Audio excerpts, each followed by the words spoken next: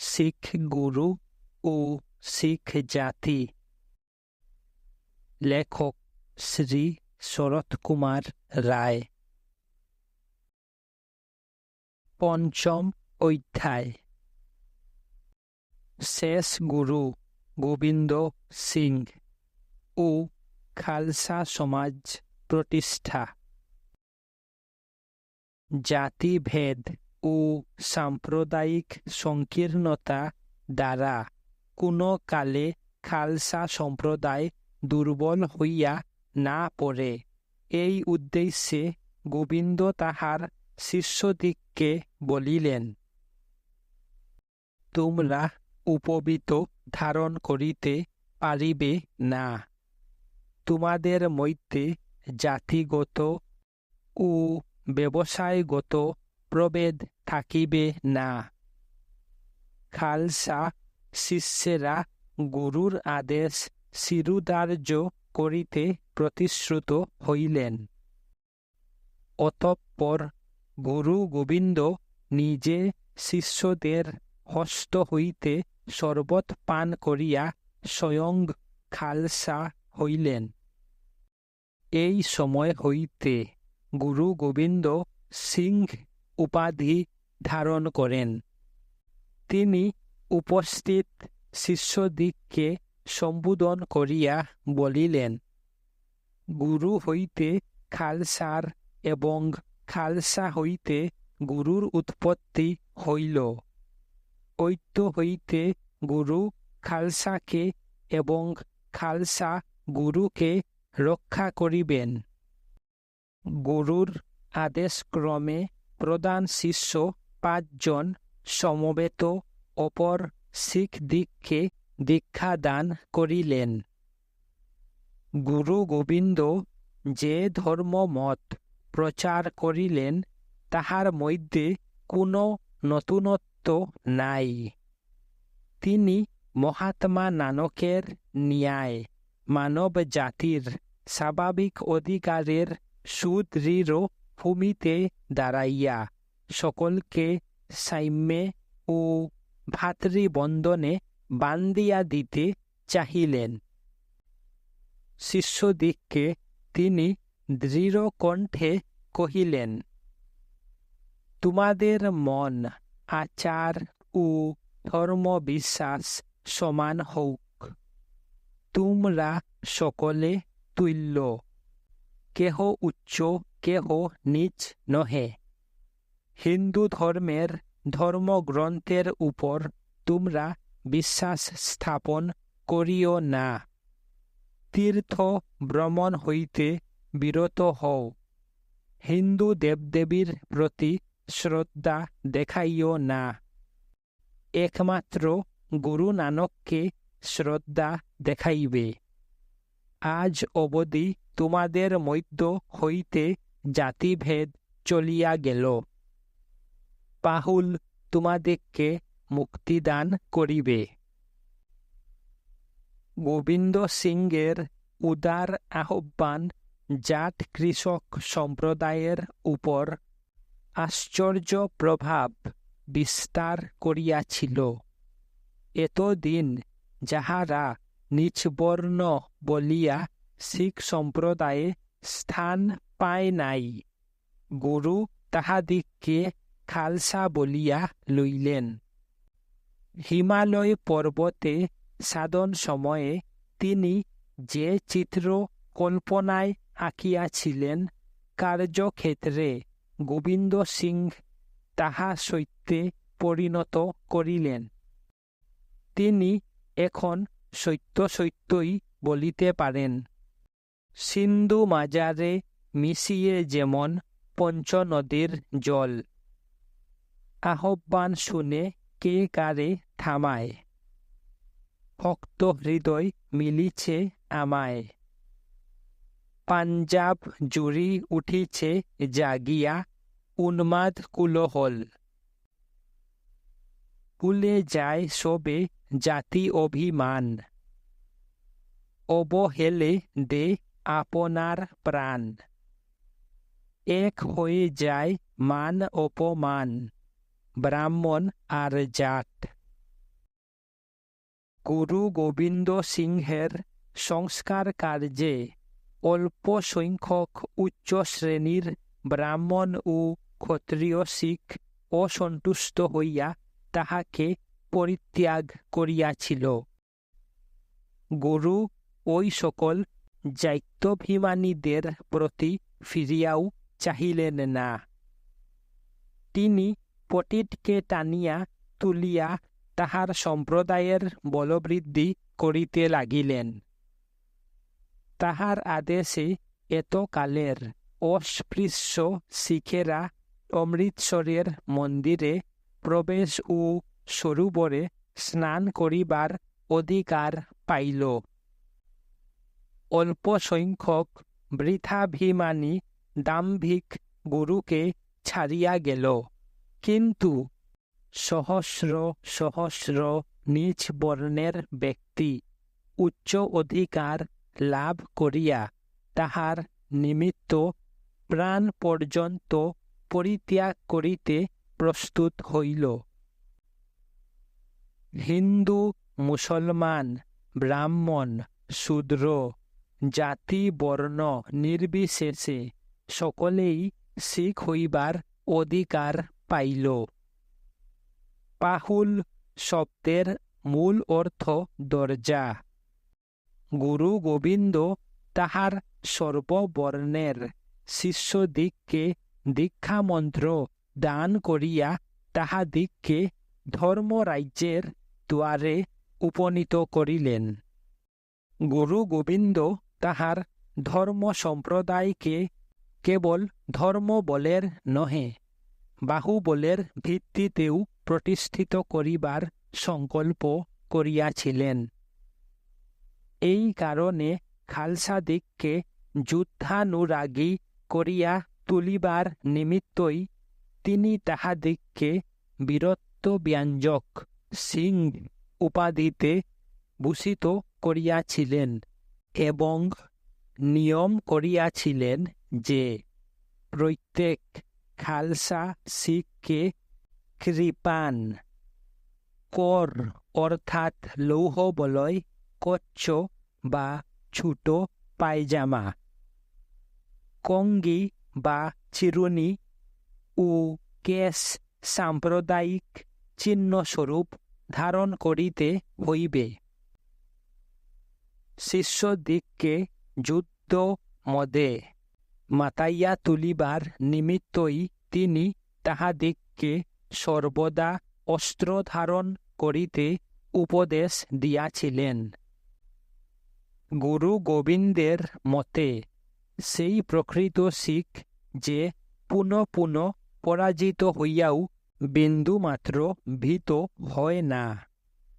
তিনি ভীরুতাকে নিকৃষ্টতম পাপ এবং যুদ্ধক্ষেত্রে সাহস প্রদর্শনকেই সর্বশ্রেষ্ঠ গুণ বলিয়া ঘোষণা করিয়াছিলেন।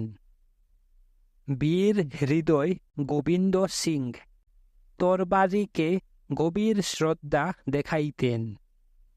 তিনি তাহার হস্তস্থিত তরবারিকে সম্বোধন করিয়া বলিতেন, হে পবিত্র তরবারি, আমি পরম শ্রদ্ধা সহকারে তোমাকে প্রণাম করি।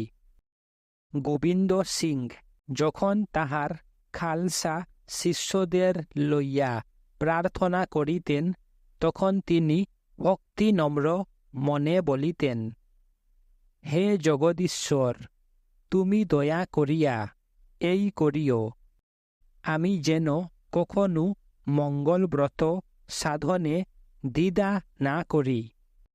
আমি যখন জয় লাভে সংকল্প করিয়া রণক্ষেত্রে প্রবেশ করিব, তখন যেন কিছুতেই শত্রুর ভয়ে যুদ্ধক্ষেত্র হইতে পলায়ন না করি।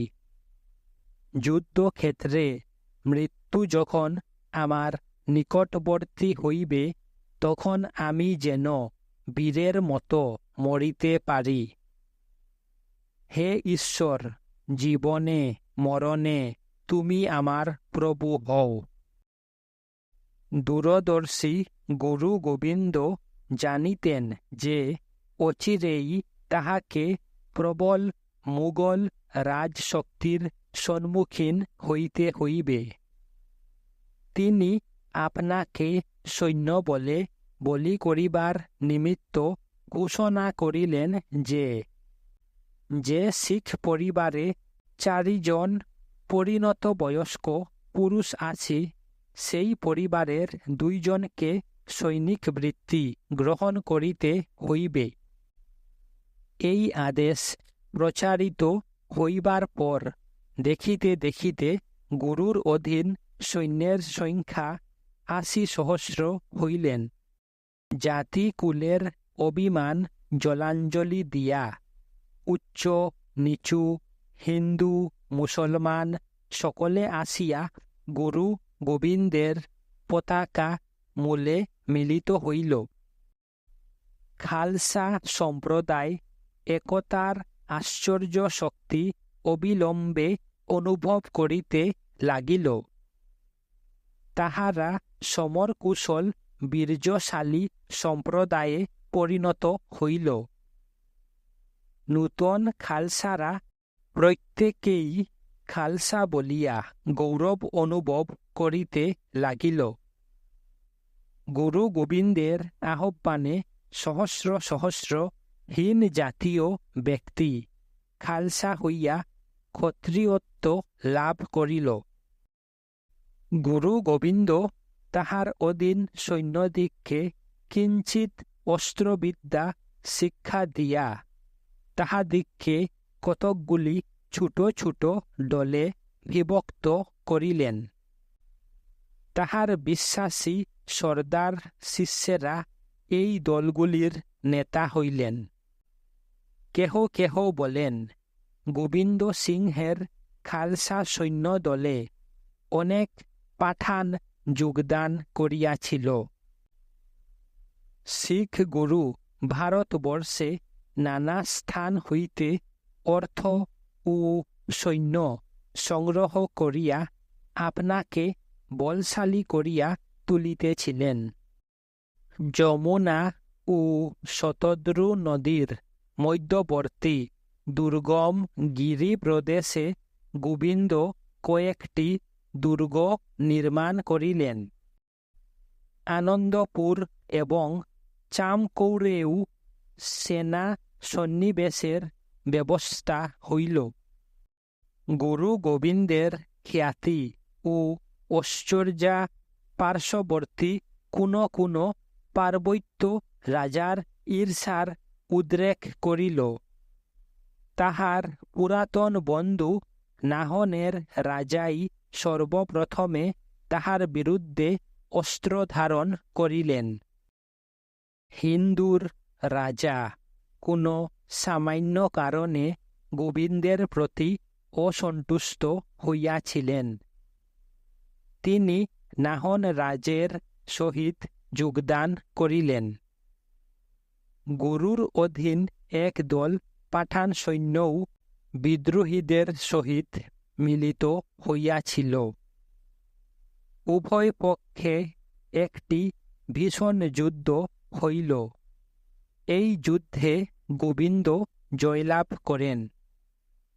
নলগড়ের বিদ্রোহী রাজা তাহার হস্তে নিহত হন। অল্পকাল মধ্যে গুরু গোবিন্দের অধিকার বিস্তৃত হইয়া পড়িল। আনন্দপুরের চতুর্দিগবর্তী প্রদেশের উপর তাহার আধিপত্য সুপ্রতিষ্ঠিত হইল। আনন্দপুর দুর্গ অধিকতর সুরক্ষিত করা হইল। এই সময়ে পার্বত্য রাজারা মুঘল রাজকর্মচারীদিগের সহিত বিবাদে প্রবৃত্ত হইয়াছিলেন। তাহাদিগকে দমন করিবার নিমিত্ত একদল মুঘল সৈন্য প্রেরিত হইয়াছিল। গোবিন্দ সসৈন্যে পার্বত্য রাজাদিগকে রক্ষা করিতে চলিলেন। মুঘল রাজশক্তির ভয়ে ভীত হইয়া 2 জন পার্বত্য নায়ক বিশ্বাসঘাতকতা করিয়া মুঘলদের পক্ষ সমর্থন করিলেন। তথাপি গোবিন্দ বিজয়ী হইলেন। পরাজিত মুঘল সৈন্যেরা পলায়ন করিয়া প্রাণ রক্ষা করিল। বিজয়ী গোবিন্দ সিংহের অধিকার দিন দিন বাড়িতে লাগিল।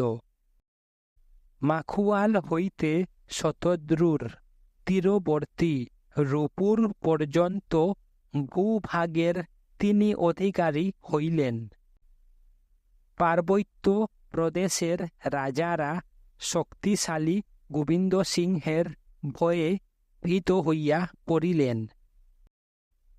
তাহারা সকলে মিলিত হইয়া এক পত্রে সম্রাট ঔরঙ্গজেবের নিকট প্রার্থনা জানাইলেন যে গুরু গোবিন্দ তাহাদের অধিকৃত কতকগুলি স্থান বলপূর্বক কাড়িয়া লইয়াছেন। এতএব তাহার আক্রমণ হইতে সম্রাট অধীন রাজাদিগকে রক্ষা করুন। গুরু গোবিন্দ পার্বত্য রাজাদিগকে সাহায্য করিয়াছিলেন। এই সংবাদ শ্রবণ করিয়া ঔরঙ্গজেব পূর্বেই গুরু গোবিন্দকে উপযুক্ত শাস্তি প্রদানের জন্য একদল সৈন্য প্রেরণ করিয়াছিলেন। এই মুঘল সৈন্যকেও শিখ গুরু পরাস্ত করিয়াছিলেন।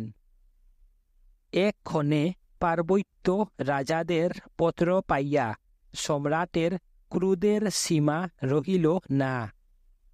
তিনি লাহোরে ও সিরোহিন্দের শাসন কর্তৃদ্বয়কে অবিলম্বে গুরু গোবিন্দের বিরুদ্ধে যুদ্ধযাত্রা করিতে আদেশ করিলেন। কেহ কেহ বলেন, সম্রাটের পুত্র বাহাদুর শাহ ও সসৈন্যে প্রেরিত হইয়াছিলেন। এবার গুরু গোবিন্দের বিরুদ্ধে বিরাট বাহিনী সজ্জিত হইয়াছে। লাহোর ও সিরোহিন্দের শাসনকর্তারা অসংখ্য সৈন্যসহ পার্বত্য প্রদেশে উপস্থিত হইলেন। তত্রত্য রাজারাও আপন আপন সৈন্যসহ তাহাদের সহিত মিলিত হইলেন। সমবেত সৈন্যদল আনন্দপুর অভিমুখে যাত্রা করিল। গোবিন্দ সিং মাখুয়াল দুর্গ মধ্যে অবরুদ্ধ হইলেন। এই রূপ ভীষণ আক্রমণেও তিনি হতোদ্যম হইলেন না। দুর্গ প্রাচীরের বহির্ভাগে 7 মাস কাল যুদ্ধ চলিতেছিল। তিনি অসাধারণ বীরত্ব প্রকাশ করিয়াও এবার কিছুতেই জয়লাভ করিতে পারিলেন না। তাহার অনুচরেরা ভীত হইয়া দলে দলে পলায়ন করিতে লাগিল। গুরু গোবিন্দ অত্যন্ত বিপন্ন হইয়া পড়িলেন। সুগঠিত দুর্গের অভ্যন্তরে তিনি আশ্রয় লইয়াছেন, কিন্তু তথায়ও খাদ্যের অনাটন হইল। ক্রমে সকলে তাহাকে ছাড়িয়া প্রাণ ভয়ে পলায়ন করিল। কেবলমাত্র 40 জন বিশ্বাসী ভক্ত গুরুর সহিত মৃত্যু শ্লাঘ্য বিবেচনা করিয়া তাহাকে ত্যাগ করিল না।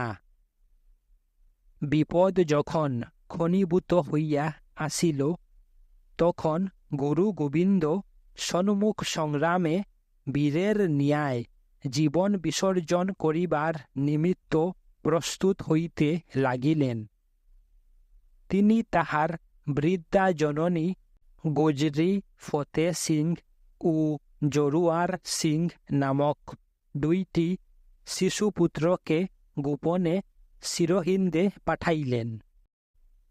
দুর্ভাগ্যবশত তাহারা মুসলমানদের হস্তে বন্দী হইলেন। মুসলমান শাসনকর্তা ওয়াজির খা গোবিন্দের শিশুপুত্রদ্বয়কে মুসলমান ধর্মে দীক্ষিত করিবার নিমিত্ত নানারূপ চেষ্টা করিতে লাগিলেন, কিন্তু বীর শিশুরা কিছুতেই বিচলিত হইল না। তিনি তাহাদিগকে প্রলুব্ধ করিবার নিমিত্ত বলিলেন, দেখো, তোমরা বালক, তোমাদের সহিত আমাদের কোনো বিরোধ থাকিতে পারে না। তোমরা যদি মুসলমান ধর্ম গ্রহণ করো, মুক্তি পাইবে এবং ভবিষ্যতে উচ্চ রাজকার্যে নিযুক্ত হইতে পারিবে। বালকদ্বয় শাসনকর্তার প্রস্তাবে অবজ্ঞা প্রদর্শন করিল। একদিন শিশুদ্বয় দরবার গৃহে বসিয়া আছে, এমন সময় শাসনকর্তা সস্নেহে তাহাদিগকে জিজ্ঞাসা করিলেন, বৎসগণ, আমি যদি তোমাদিগকে মুক্তি দান করি, তোমরা কি করিবে? তাহারা ধীরভাবে উত্তর করিল, আমরা অবিলম্বে শিখ সৈন্য সংগ্রহ করিয়া যুদ্ধক্ষেত্রে আপনাকে নিহত করিব। বিস্মিত হইয়া শাসনকর্তা প্রশ্ন করিলেন, আচ্ছা, যুদ্ধে যদি তোমাদের পরাজয় হয়, তাহা হইলে কি করিবে? বীর শিশুদ্বয় নির্ভয় বলিয়া উঠিল, কেন পুনর্বার সৈন্য সংগ্রহ করিয়া সম্মুখ যুদ্ধে হয় আমরা মরিব, নতুবা আপনাকে মারিব। বালকদ্বয়ের গর্বিত উত্তরে শাসনকর্তার ধৈর্যচ্যুতি হইল। তিনি ক্রুদ্ধ হইয়া বলিয়া উঠিলেন, দেখো, তোমরা যদি প্রাণ বাঁচাইতে চাহ, তো অখনি মুসলমান ধর্ম গ্রহণ করো, নচেত জীবিত অবস্থায় এখনই তোমাদিগকে কবরস্থ করা হইবে। বিশ্বাসী বালকেরা বিন্দুমাত্র ভীত হইল না। তাহাদের কিশোর মুখমণ্ডল ধর্মালোকে উদ্ভাসিত হইল। তাহারা উত্তর করিল, আমরা গোবিন্দ সিংহের পুত্র, মৃত্যু ভয়ে ভীত নহি, মৃত্যু ভয়ে কখনো ধর্মত্যাগ করিব না। বালকদ্বয়ের মুখে উক্ত তেজময়ী বাণী শ্রবণ করিয়া ওয়াজির খাঁ ক্রোধে অন্ধ হইলেন। তিনি তৎক্ষণাৎ বালকদ্বয়কে নগর প্রাচীর মধ্যে জীবন্ত পুঁতিয়া ফেলিবার আদেশ দিলেন। তাহারা শেষ মুহূর্ত পর্যন্ত অটল থাকিয়া অতি ধীরভাবে মৃত্যুকে বরণ করিয়াছিল। পৌত্রদ্বয়ের শোচনীয় মৃত্যু সংবাদ গ্রহণ করিয়া অসহ্য সুখে গোবিন্দ সিংহের জননী গুজরি প্রাণ ত্যাগ করিলেন। মহাবীর গোবিন্দ সিংহ জননী ও পুত্রদ্বয়ের শোচনীয় মৃত্যু সংবাদ শ্রবণ করিয়াও ধৈর্যচ্যুত হইলেন না। এই বিষম বিপদে ধৈর্যাবলম্বন করিয়া তিনি স্বজাতীয়দিগের দৈন্য দূর করিবার ভাবি সুযোগের প্রতীক্ষা করিতে লাগিলেন। এক সুযোগে তিনি তাহার ভক্ত অনুচর 40 জনের সহিত মুখুয়াল দুর্গ ত্যাগ করিয়া চামকুর দুর্গে গমন করেন। এই একটি মাত্র দুর্গই তাহার অধিকারে ছিল। মোগলেরা এই দুর্গও অবরোধ করিল। মুসলমান শাসনকর্তা গুরুকে বলিয়া পাঠাইলেন যে তিনি স্বধর্ম ত্যাগ করিয়া মুসলমান হইলে তাহার কোনো ভয় নাই। গুরুর তেজস্বী পুত্র অজিত সিং সংবাদবাহক মুঘল দূতকে তিরস্কার করিয়া তাড়াইয়া দিলেন। অসহায় গুরু গোবিন্দ মৃত্যুর জন্য প্রস্তুত হইলেন এবং তিনি তাহার পত্নী, পুত্রদ্বয় ও অনুচর 40 জনকে উত্তেজিত করিবার নিমিত্ত বলিলেন, আমাদের মৃত্যু অনিবার্য। তোমরা বীরের ন্যায় মৃত্যুকে আলিঙ্গন করিবার জন্য প্রস্তুত হও। আমি জীবিত থাকিলে তোমাদের মৃত্যুর প্রতিশোধ নিশ্চিত গ্রহণ করা হইবে। অতঃপর গুরু তাহার অল্প কয়েকটি অনুচর সহ বীরের ন্যায় অগণ্য মুঘল বাহিনীর মধ্যে প্রবেশ করিলেন। তাহার সমক্ষে তদীয় পত্নী ও পুত্রদ্বয় নিহত হইলেন।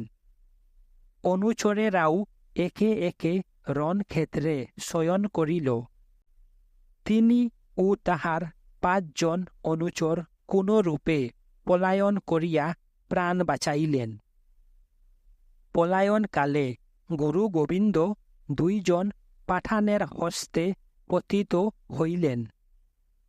এই 2 জন পাঠান ইতিপূর্বে বিপদকালে গুরুর নিকট করুণ ব্যবহার পাইয়াছিল।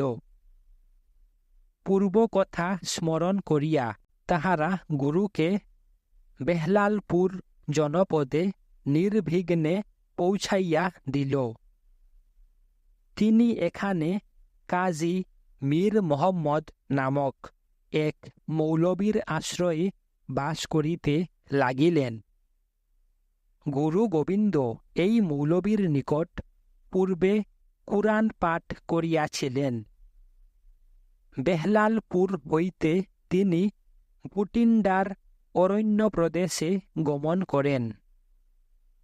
গুরু গোবিন্দের অপূর্ব আকর্ষণী শক্তি ছিল। নানা দিক হইতে শিখেরা আসিয়া তাহার সহিত মিলিত হইতে লাগিল।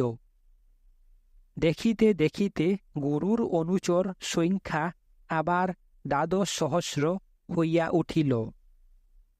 কঠোর সংগ্রাম ও বিপদ রাশি উত্তীর্ণ হইয়া আবার তিনি সুদিন পাইলেন। জনক জননী, পত্নী ও পুত্রদিগের শোচনীয় মৃত্যুর প্রতিহিংসা গ্রহণ করিবার বাসনা প্রজ্বলিত বহ্নির ন্যায় তাহার বুকে ধক ধক করিতেছিল। উৎপীড়কগণের গর্ব চূর্ণ করিয়া তিনি স্বধর্মের প্রতিষ্ঠার নিমিত্ত বদ্ধপরিকর হইলেন।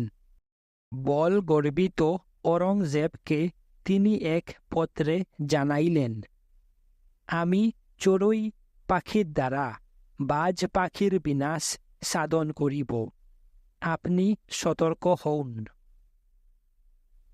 সম্রাট শিখদিগের পুনর্উত্থানের সংবাদ পাইয়া বিস্মিত হইলেন। এদিকে সিরোহিন্দের শাসনকর্তা পুনর্বার 7 সহস্র সৈন্যসহ গুরু গোবিন্দের বিরুদ্ধে যুদ্ধযাত্রা করিলেন। এবারে মুসলমান পক্ষ হইতে শিখ পক্ষে সৈন্যবল অধিক ছিল। গুরু অনুচরগণ সহ অতর্কিতভাবে মুসলমান দিগকে আক্রমণ করিলেন। উভয় পক্ষে ভীষণ যুদ্ধ হইল। বহু সংখ্যক শিখ ও মুসলমান যুদ্ধক্ষেত্রে প্রাণ ত্যাগ করিল। মুসলমানেরা পরাজিত হইল। গুরু গোবিন্দের বিজয় বার্তা সর্বত্র প্রচারিত হইলে দলে দলে শিখ আসিয়া তাহারা জনবল বাড়াইয়া তুলিতে লাগিল। তিনি আবার পূর্ববর্ত বিক্রমশালী হইয়া উঠিলেন। মুঘল রাজশক্তি গুরু গোবিন্দকে দমন করিতে অকৃতকার্য হইল। যে পবিত্র ক্ষেত্রে বহু সংখ্যক শিখ আপনাদের জীবন দান করিয়া স্বজাতি ও স্বধর্মের গৌরব রক্ষা করিয়াছিলেন, ইতিহাসে তাহা মুক্তসর নামে খ্যাত। মুক্তসরের যুদ্ধে পরাজিত হইয়া মুঘলেরা আর গুরু গোবিন্দের বিরুদ্ধে যুদ্ধযাত্রা করে নাই। বিজয়ী গুরু দীর্ঘকাল পরে অবসর পাইয়া গ্রন্থ প্রণয়নে মনোনিবেশ করিলেন। এই সময়ে গ্রন্থ সাহেবের 10ম খণ্ড ও বিচিত্র নাটক রচিত হয়।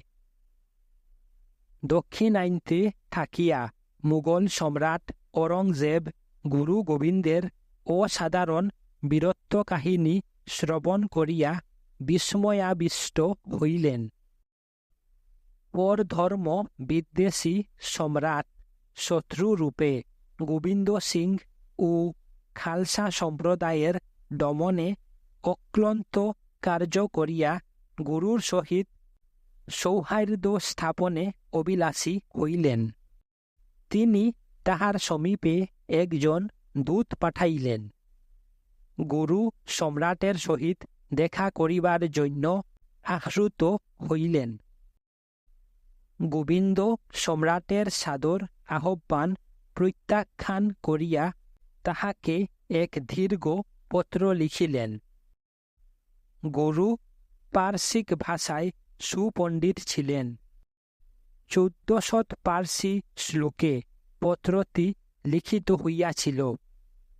তীব্র ভাষায় তিনি সম্রাটকে জানাইয়াছিলেন যে সম্রাট ও তাহার কর্মচারীরা ও কারণে গুরুর পিতা, মাতা, পত্নী ও পুত্রদিগকে নির্দয়ভাবে হত্যা করিয়া তাহাকে গৃহহীন, সহায়হীন ও পরিজনহীন করিয়াছিলেন। তিনি পুনঃ পুনঃ পরাজিত হইয়াও পরিশেষে জয়যুক্ত হইয়াছেন।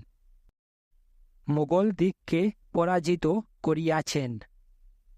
তিনি মৃত্যু ভয়ে বিন্দুমাত্র ভীত নহেন। মানুষকে তিনি ভয় করেন না এবং তিনি নিষ্ঠুরভাবে নিহত হইলে নিশ্চয়ই তাহার মৃত্যুর প্রতিহিংসা গ্রহণ করা হইবে। গুরু গোবিন্দ সম্রাটকে জানাইলেন যে এই পত্র কিছুমাত্র অতিরঞ্জিত নহে। ইহা পাঠ করিয়া যদি তাহার গুরুর সহিত দেখা করিবার ইচ্ছা হয়, গুরু সম্রাট সমীপে গমন করিবেন।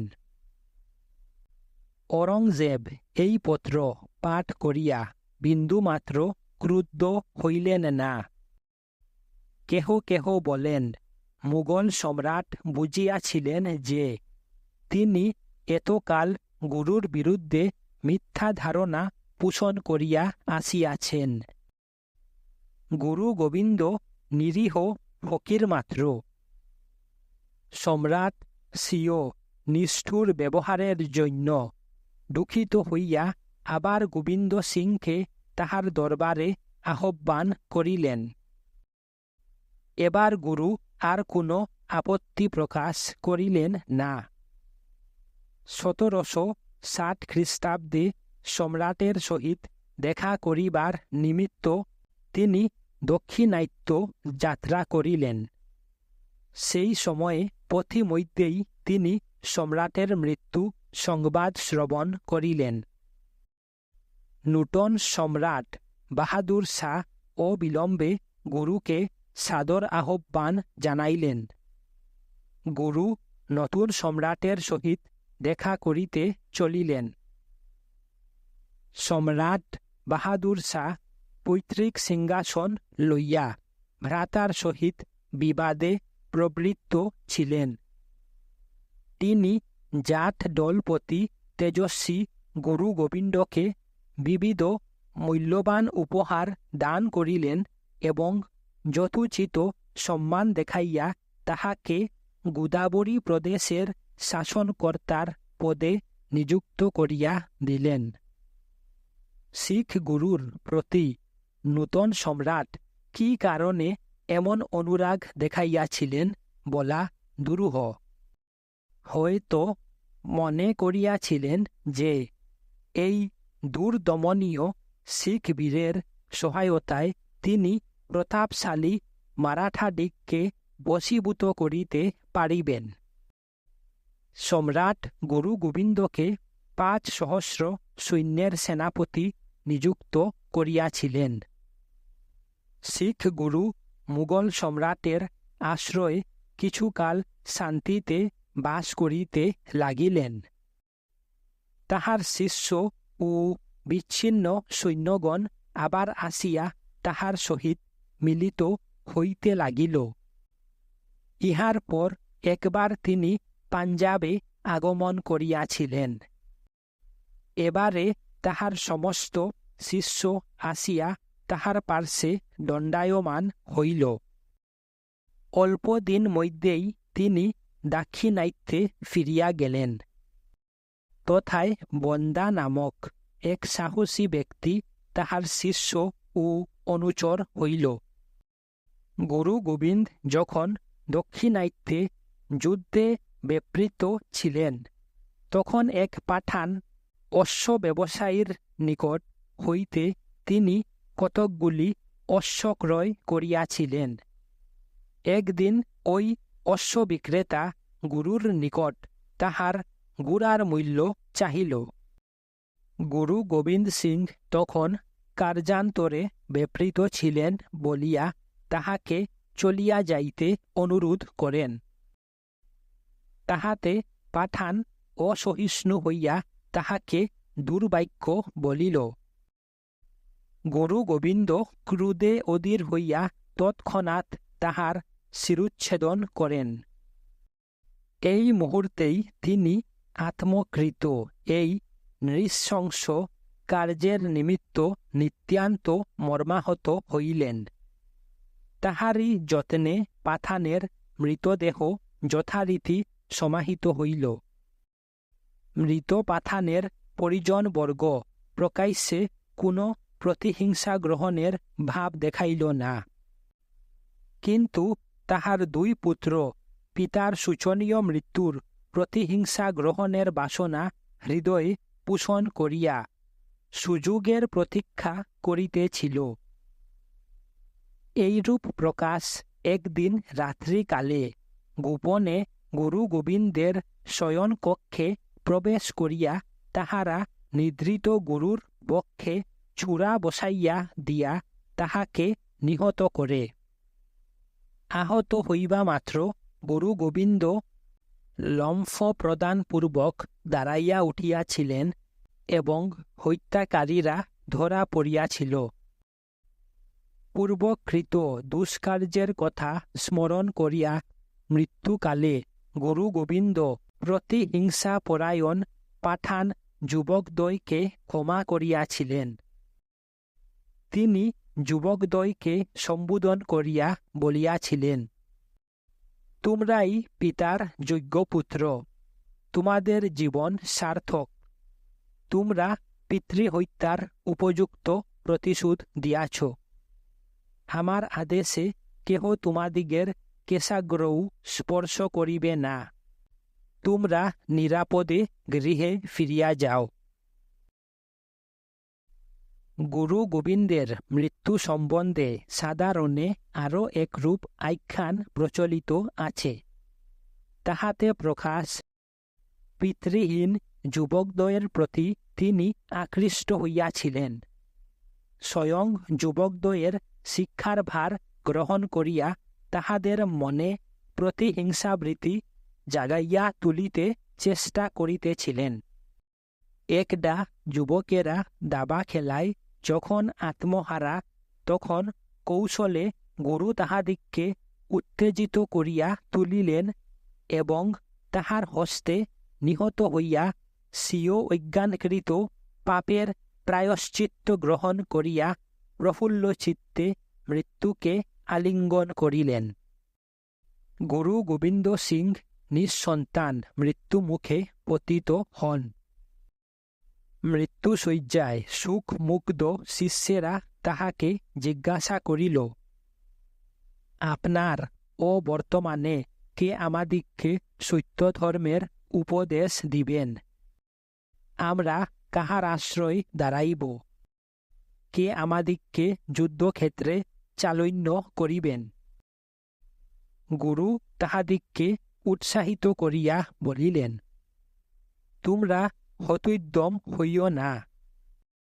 একে একে 10 জন গুরু কর্তৃক পবিত্র সত্য ধর্ম প্রতিষ্ঠিত হইয়াছে। গুরুদের কার্য শেষ হইয়াছে। আমি অবিনশ্বর পরব্রহ্মের হস্তে খালসা সম্প্রদায় সমর্পণ করিয়া যাইতেছি। যদি কেহ গুরুর দর্শন পাইতে চাহে, তাহাকে গ্রন্থ সাহেব অনুসন্ধান করিতে হইবে। গুরু খালসা সম্প্রদায়ের সহিত নিত্যকাল বাস করিবেন। তোমাদের বিশ্বাস অটল হোক। যেখানে 5 জন বিশ্বাসী শিখ মিলিত হইবে, সেখানেই গুরুর আবির্ভাব হইবে জানিও।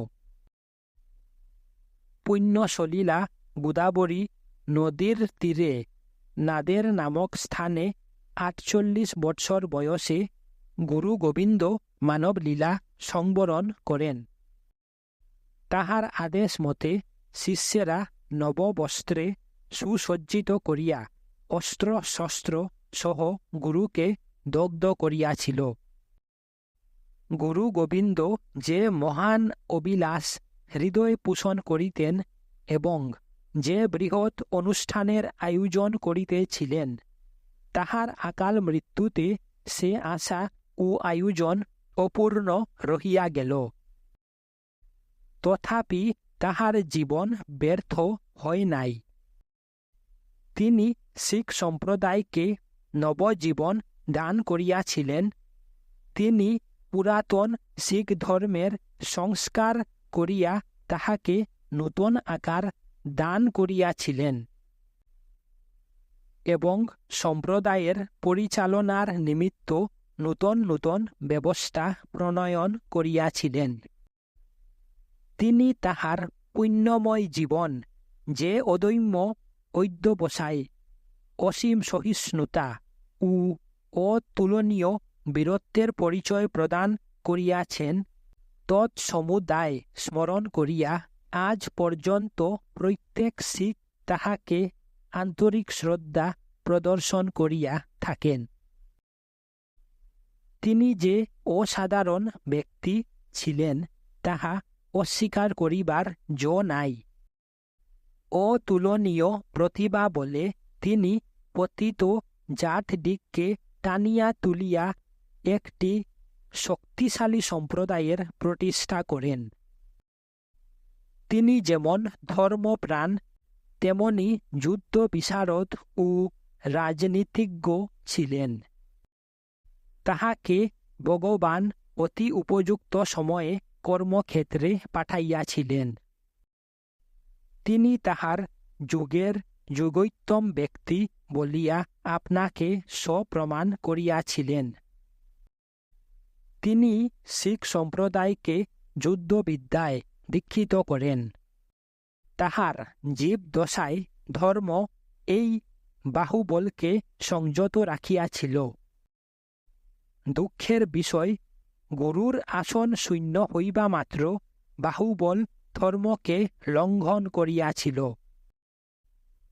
এই সময়ে শিখদের রাষ্ট্রীয় ইতিবৃত্তের সূচনা হইল বটে, কিন্তু ধর্মের উচ্চ আদর্শ হইতে তাহারা বিচ্যুত হইল। জাতিভেদের নিগর ভাঙ্গিয়া দিয়া গুরু গোবিন্দ শিখদিগকে ভারতবর্ষে একটি শক্তিশালী স্বতন্ত্র সম্প্রদায়ে পরিণত করিয়া গিয়াছিলেন। নবপ্রচারিত শিখ ধর্মের বিনাশ সাধনের নিমিত্ত ধর্মান্ধ মুগলেরা যেমন উঠিয়া পড়িয়া লাগিয়াছিল, তাহাতে নানকের প্রচারিত ধর্মের সঙ্গে বাহুবলের যুগ সাধন না করিলে শিখেরা টিকিয়া থাকিতে পারিত কিনা সন্দেহ। প্রতিভাশালী গুরু গোবিন্দ বুদ্ধি বলে শিখ ধর্মকে এই নূতন শক্তি দান করিয়াছিলেন। শিখদিগকে বীর মদে উন্মুক্ত করিবার জন্য গোবিন্দ একটি গ্রন্থ রচনা করিয়াছিলেন। এই গ্রন্থে তিনি মুক্তিলাভের উপায় আলোচনা করিয়াছেন।